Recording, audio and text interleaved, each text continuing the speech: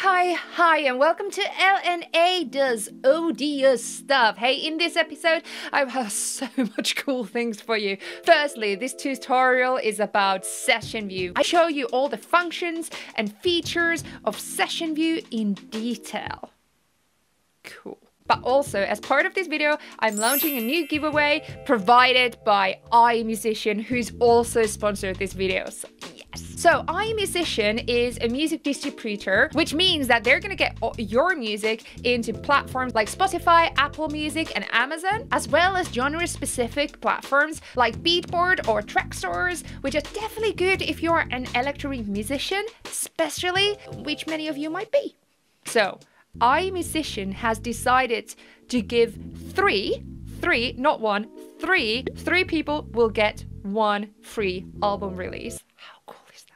It could be you. So what that means is 8+ songs out in over 200 shops around the world for free. So you can actually start making money with your music or from your streams and downloads.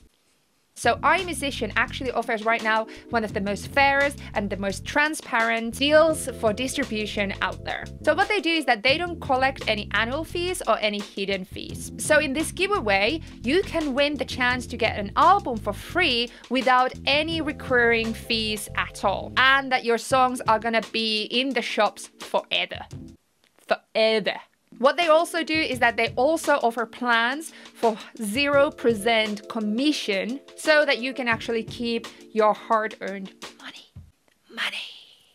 So if you want to be one of the 3 lucky followers who want to win the free album release, then please check out the competition entering instructions down below so you can win it. So good luck. I want to hear of your albums that you're going to be releasing for free. And let's get into this tutorial now.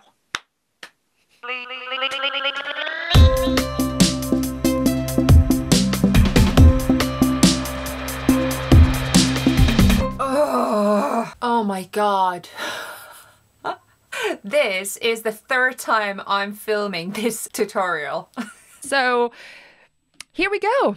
Another 3rd time is the charms. Okay, what is Session View? We have 2 views in Ableton Live. We have Arrangement View here, and then we have Session View. So, what's it made of? It's made of tracks, clips, and scenes. So scenes are here on the master track, like that. Okay, so that allows us to create performances, really interesting workflows, fast, furious, without concentrating on the outcome, but concentrating on the actual process. And it actually enhances our creativity. It's a bit like a pinboard that you just put stuff on and then you just connect the dots and you kind of see the whole thing in front of you. You can use it for the creative process that I talked about it. You can use it for mixing.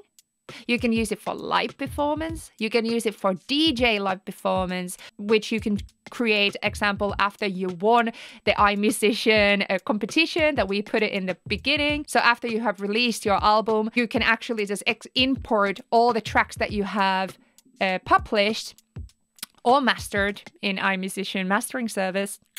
You can import them into the session and you can DJ those tracks with MIDI instruments, with drum racks, with anything that you want to do. Also, you can use Session View for audio recording. So all these examples that I've just showed, I've created actually templates out of. 4 templates for free. Well, at least 1 for free, and 3 of them are in my Patreon account. So all the links for that is down below. Session View connects a lot of different technicalities of Ableton Live, like a lot of them. I've created videos about those facts already. I'm going to put everything that I mentioned in this video and that is necessary. I'm going to put links down below and you can go and learn more from all my other videos that I've created. So when we open Ableton Live, we have first MIDI tracks, we have then audio tracks, right? Okay, so what you can see a lot of is similar theme. So we have a lot of squares, we have a lot of balls, so circles, and we have triangle. And let's create a triangle. So if I double click a MIDI, you can see now a triangle on one of the clips. And what do these represent? Triangle is play button, square is stop button, and ball, circle is a record button. Okay, so why does this MIDI track have circles and this MIDI track has squares? It's because in the bottom of the tracks, you can see there is this red button. When I activate the red button, the squares turn into balls. What does that mean? First, they are stop buttons, then they become recording buttons. This button here is an arm recording button. So let's talk about the triangles and squares a little bit more. So triangle, clip, launch. So that means that if I press here, the word launch means that I'm launching the clip. So example like this. Okay, if I want to stop it, there's a lot of squares, squares under it, or there's squares on the top of the tracks, bottom of the track, sorry, and I press one of them, it stops it. What if I have a couple of them playing? Okay, I can go also to master track. There's a square there. I can press that, and it stops all the clips that are playing. There is global way of launching clips, and then there is individual way of launching clips. Example, if I change any of the settings from the global settings, it will affect all the clips. So if I go to the preferences, and from preferences, I go to record, warp, and launch, and there you can see launch settings, okay? So we have default launch modes. Launch modes give us the instructions of how is the clip launched. So we have 4 different ways to launch a clip. I will talk through those in a minute.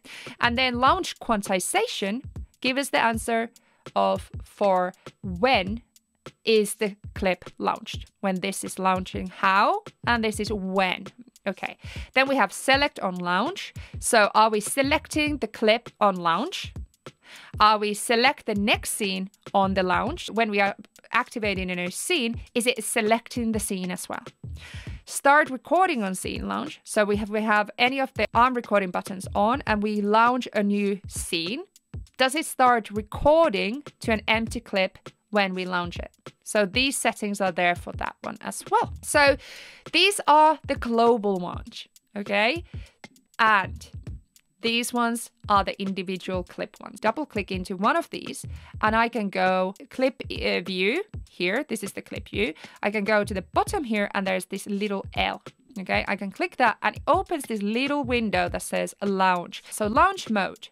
So trigger, what does that mean? It means that when mouse is down, it activates the clip. When the mouse is up, it ignores it, the command. I activate it. But when I lift my finger, it didn't do anything. It just launched it. Gate is that when I put the finger down on the mouse, it activates it. When I put the finger up, it stops it. I hold it down and I lift my finger and it stops it. Okay. Then we have toggle. Toggle is the third one. Mouse down is stopping it and starting it. Okay. So I put mouse down. It starts it and I click it again. It stops it. Clicking again. It starts it. It stops it. And then we have repeat. And that means that if I hold that down, it will repeat the time of the quantization. Like this. And now it's 1 bar. So legato under there allows us to, it takes the place of the previously playing slot. So this repeat doesn't really work if you have the legato on. So I'm just going to take that off. Then we have quantization settings. Okay, so we have now as an option, we have global, none, or then we have these different time measurements. Okay, so as you could see already in the repeat, now when I was holding that down, it was repeating 1. And why is that when it says global here? Well, this is the global measurement. Okay, so if I have this example as 16th, like that, and now when I press down, it should repeat that as 16th. So then the velocity under there is controlling the velocity that you're launching the clip with. So example, if you have a MIDI controller or something that reads velocity. You can have 0, no velocities affecting. When you have it as 100, if you press the button very quietly, it will like activate the clip very quietly. Then we have a very cool thing. So we have a follow action. So follow action time reflects to these controls here. So there is a drop-down menu on the left and there's a drop-down menu on the right. So this is a group A and this is a group B drop-down menu. This is a follow action chance A and follow action chance B. And what does that mean? So follow action basically means we can make the clips activate each other on the same track as either randomly or by set times that we have made them to do. I could make this clip activate that clip. I could make this clip activate that clip. So let's put that as actually 4 so it doesn't do it that fast. And then I go to next, so it activates the next clip. And the chance of that doing is 1. Okay, so I do the same here. I put that 4, and then I've here put previous. So it activates the previous clip, okay? And chance is 1. So let's just see what happens. It's activated that clip. Okay, and after 4 bars, it went here. Okay, 4 bars goes soon. There we go. I still can't believe that this is the 3rd time I'm filming this. So track status feels. So if I activate this clip, you can see this is the beats of the clip. This pie chart is showing the loop length, the looping of the clip. And this is showing how many times it's been looped. If it's not looping, then it just shows a time. Like that, a clip time. So it just shows when it's just playing. If we're recording something here, it shows a timeline of how long the clip is that you've been recording. How long have you been recorded? Input monitoring logos. So if we have, example, this is an audio track and I would input monitor myself like here. So I would put that in. It shows a microphone. The same thing we have with MIDI channels. So if you have input monitoring in, it shows a keyboard logo, and that means that it's input monitoring. Next, let's talk about scenes. So we have scenes that show numbers, okay? So that's how I like arranging my songs, is that intro could be scene 1, verse could be scene 2, chorus could be scene 3. What does it mean when it's on a scene? So anything that is on that row horizontally, all the clips on this white line, so you can see this white line going here, all of the clips will be played. I put these in the scene 1.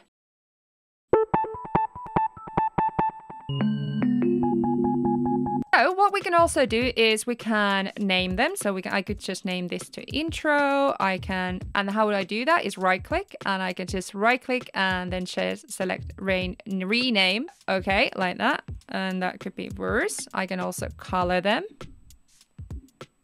like this. Also, what I can do is there's a lot of options. I can cut them, copy, paste and duplicate, delete, all the same options that usually.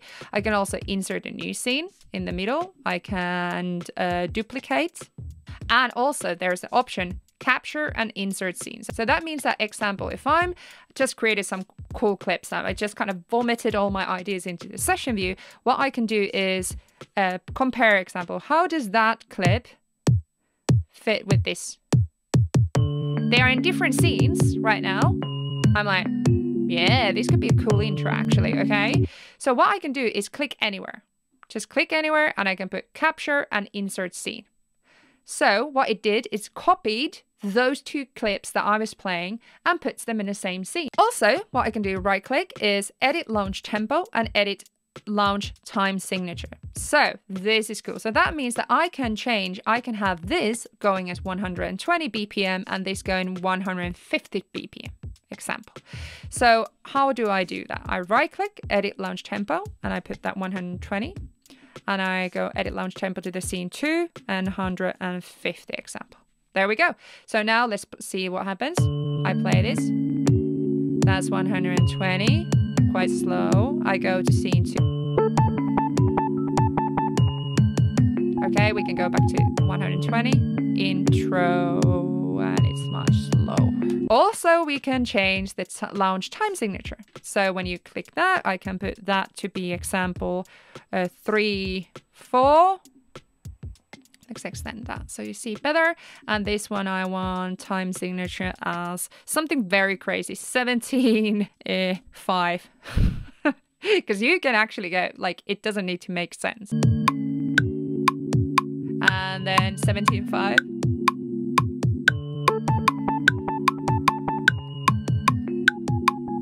Right side of the master track, there is this little logo. So what are they? Okay, the first one says IO. So when you click from that, you can see there's this little row that jumps up and down in the session view. So it's this row here. So it's the IO settings. So it's the ins and out of a track. So where does the sound come from? Where does it go? There in the audio recording video that I've created, and that's linked down below. Then I have an option like this. Actually, this is a bit of a secret feature on Ableton Live, which I'm gonna do a video about at some point. You probably don't have this, so don't worry. Then we have sends and returns. Is you can see sends on the tracks here and returns are here. So returns means return track. If you don't know what they are, I have a video about that too, linked down below. And then we have M, which means mixer section. This is a solo button. I can listen only one thing at a time. Track activation button, which also works as a mute button. Also, we have pan controls and we have fader controls down here. Then we have delays. So these delays are to compensate, like example, human mistakes or acoustic stuff or hardware delays that can kind of come from outside world or for the clips. And then we have the X on the bottom here. And this is cool because it allows us to use Ableton Live a bit like a DJ decks. When I open this up, I can put A and I can put B. Okay, so I have two audio samples. So I have one in deck A and the one in deck B. Together, if I play them same time, they're completely a different thing. Cool. So what I can do is that on the master track, there you can see a crossfade. If I put it on the left, it only plays what's on the A. So this one here. Now if I slide it to the right,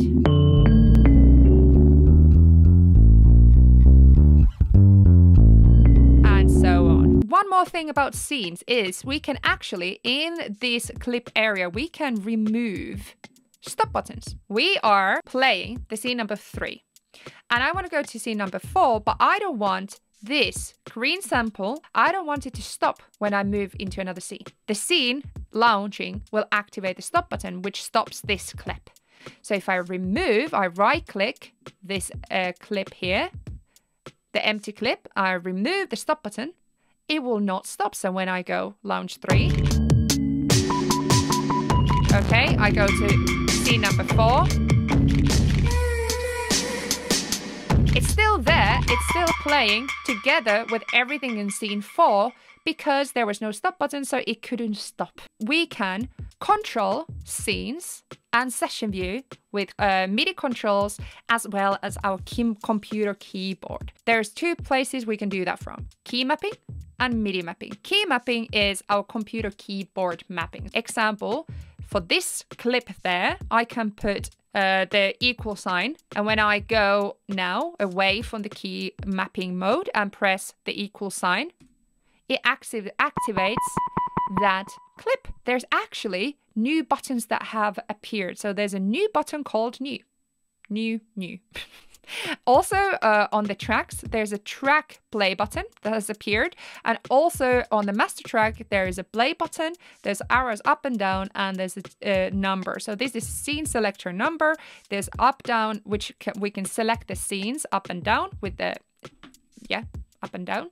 And then we have a play button, which allows us to play that scene. That example, I create an arrangement of my song here.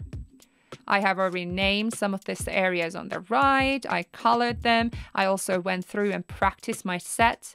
And what I want now is to record my song from session view into arrangement view. What I do first is make sure that, okay, firstly, this view is empty. And then I need to put this playhead into the beginning. So I'm going to press function and the arrow to the left. And that takes me to the beginning of the arrangement view. I go back to session view and I stop firstly all the clips, all the active clips from here. So from the master track, I stop it from there. And now I press the arrangement record button here. Okay. And now I can start performing it for myself like this. Oh, there was the time signature thing. And when I feel like, okay, this is the song, I press space or the stop button from the top here. So let's go to arrangement view. And what has happened is that we have just now recorded our session, our arrangement from the session view into arrangement view. But it looks very gray and weird. Why is that? It's because this view is not active, but the session view is active because these clips are active. You can see they're active there because the triangle is green. We need to make sure that when they're stopped, how to activate this view now is that we just press this funny red button there, and now this view is active. I hope that that was everything. I really hope this has now freaking recorded everything, so because I'm not gonna do this on the 4th time. Well, I need to if this hasn't done it, so.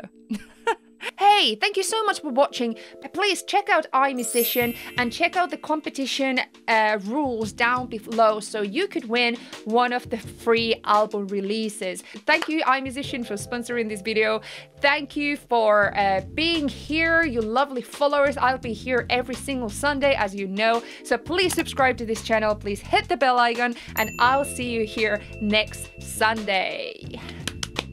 So, see you later.